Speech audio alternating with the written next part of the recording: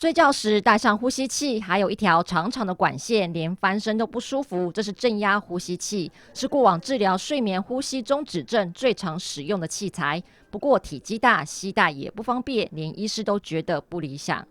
因此，近年来，前台北医学大学口腔医学院院长王大元医师研发精巧的口腔咬合器，并和胸腔科、耳鼻喉科合作，搜集500位病患大数据，找到咬合器在口腔内的定位。是在胸腔科里面呢，找到那个位置，那个位置的参数呢被复制出来，然后呢，他用了好几百个人的数据的平均值，所以呢，他这个数据只要你用这个数据的话，它大概是8、9不离10，就在那个位置。王大元医师表示，睡眠呼吸中止多数是因为舌头松弛往后倒，因此只要将舌头位置往前，后面气管的空间变大，呼吸自然顺畅。但是舌头不好控制，所以要藉由咬合器来调整下颚位置。我们必须建一个我们的咬合板、呼吸板，或者是所谓矫正型，把我们的下巴把它适当的推到一个位置。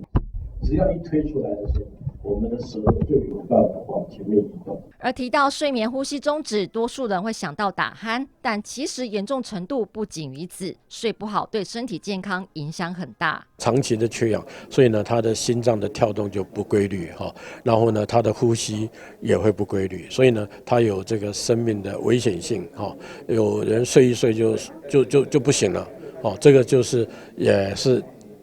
中间很典型的代表了哦，就是说他血氧下得太快。哦，也会出现心脏病睡一睡，心脏病发作也有可能。此外，王大元医师也说，虽然口腔咬合器已经取得专利，在特定坊间的牙科诊所可以接受相关疗程，但是咬合器主要是针对上呼吸道阻塞的睡眠中止。关于深层的下呼吸道治疗是未来的研究方向。能见卫视叶余莹、吴志恒台北采访报道。